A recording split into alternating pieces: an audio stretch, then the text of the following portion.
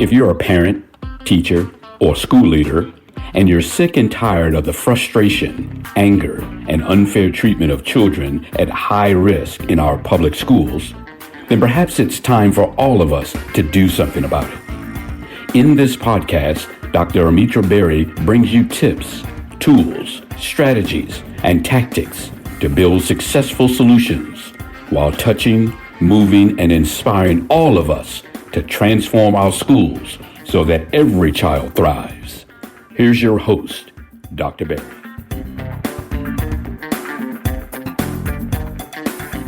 Someone once said, education is the foundation upon which we build our future, but politics determines the quality of the bricks. I don't know who said it, but I like what they said. Welcome back, Equity Warriors. Thanks for tuning in. Today, we begin season 2 of the 3E podcast, and I am super excited because this season, I'm going to focus on the politics of education. You know, how political ideology, power, and decision-making are influencing our K-12 public schools, at least here in America. For my listeners in Canada and across Europe and Asia, let me know how it impacts you in your countries. I'm curious. For those who might think that politics and education is something new, think again. Let's start with the definition. You know, I believe in front loading. What do I mean when I say politics?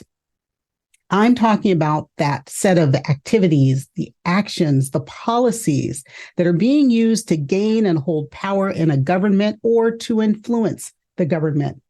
Politics involves making decisions that apply to members of a group and encompasses social relations that have something to do with authority or power.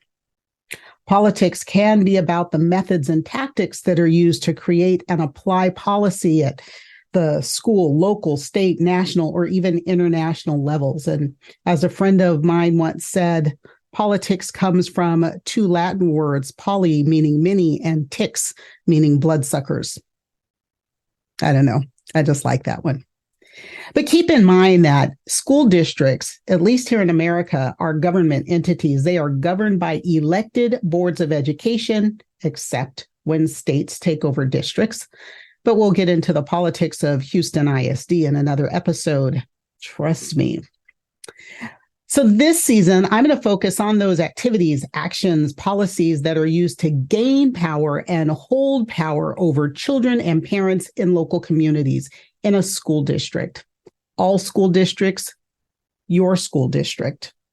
I'm going to focus on those decisions that apply to our children in K-12 public schools and the social relations involving the authority over the districts, over our children, and over their families.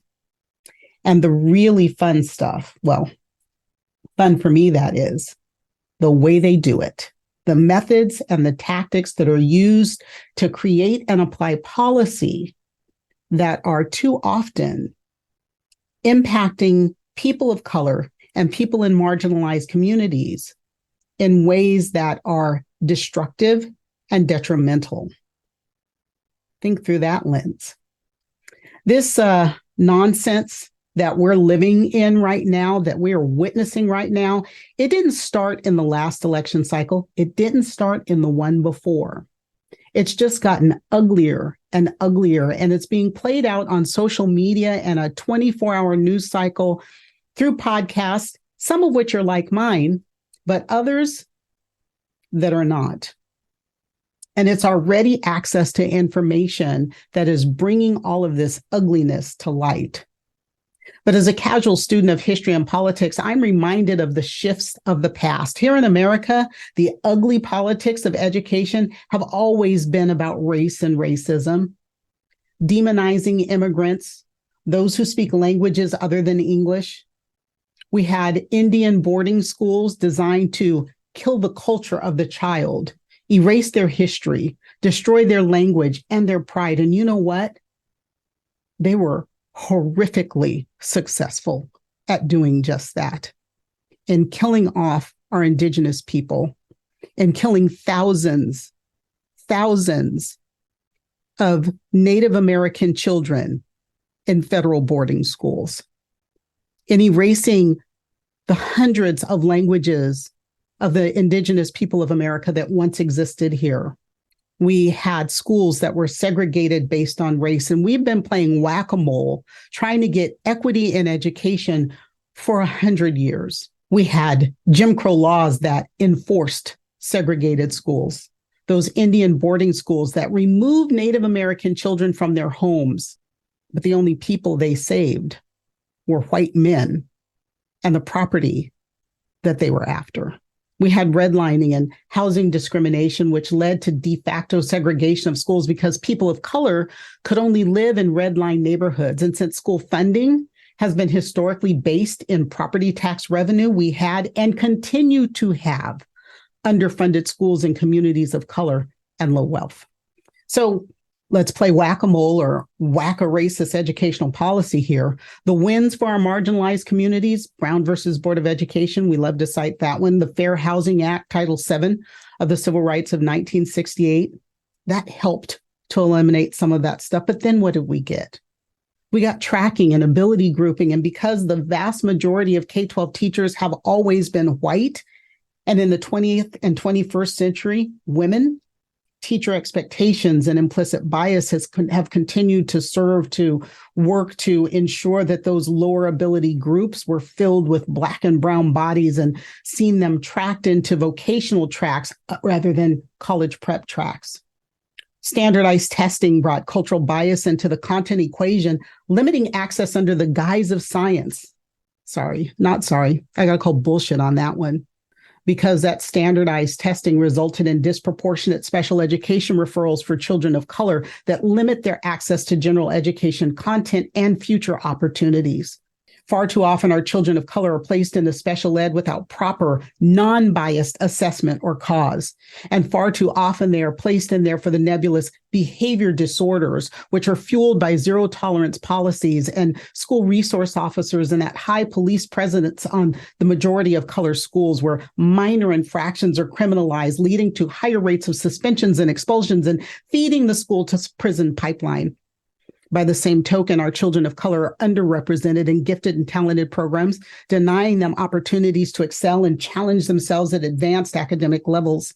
And our emergent bilingual learners have been consistently subjected to language and bilingual education policies that have sought to suppress native speakers of their world languages, their heritage languages. Sometimes in the same districts that want to elevate dual immersion programs for English-only learners. Again, bullshit. I see this happening right now with the takeover of Houston ISD, but I'll come back to them in another episode. These things that have been around for so long, I think we've become desensitized to them. The names change, but the policies remain the same with the exception of Lau versus Nichols, which guaranteed appropriate education of English learners. We haven't been able to get rid of any of these things. Now, some districts like LA Unified have made substantial progress in eliminating SROs and armed officers for their campuses. Kudos to them. But the policies continue to pile on with underfunded schools and communities of color. Shout out to California that has remedied that. And I'll give them their due in an episode on the politics of school funding. We have school closures in big cities, particularly in neighborhoods of color, leaving our Black and brown children to travel longer distances to school or attend larger schools with less personal contact. And finally, there's the stuff you see every day on the news and in social media. I'm talking about erasure or misrepresentation of people of color in textbooks and curriculum. I'm talking about limited access to AP and honors courses or policies that effectively keep Black and brown children out of those classes because of the schools that they feed in from not having rigorous academic instruction to prepare them for success in AP and honors courses. I'm talking about excluding ethnic studies or limiting the content of those courses to prevent our children from learning the whole truth about various cultures and the way people of color, especially Black and brown people, have been treated in this country. And finally, I'm talking about culturally irrelevant curriculum, the failure to incorporate or reflect the histories, experiences, and cultures of students of color across the curriculum. So you can see, my equity warriors, we have a lot to cover this season, and you have a part to play in this. Get involved, stay involved, vote, like your life depended on it. Vote in your local election, school board, mayor, city council. Attend a local school board meeting. Advocate. Get your voice out through social media. Follow me across my channels and repost. I promise you I'm going to bring you more content this season through social media. And then continue to join me every week. Connect with me on social. Use the links down in the notes. Send your questions, topics, and requests to info@askdrberry.com. That's a new email, info@askdrberry.com. And I will answer those questions. And I will bring you experts to help address the topics. Don't worry about the things you cannot change. Vote and change the things you can no longer accept. And I'll see you next time. That's it for today's episode of the 3E Podcast. Head over to iTunes and subscribe to the show. One lucky listener every single week that posts a review on iTunes will win a chance in a grand prize drawing to win a $25,000 value private VIP day with Dr. Berry herself. Be sure to head over to 3epodcast.com and pick up a free copy of Dr. Berry's gift. Then join us on the next episode.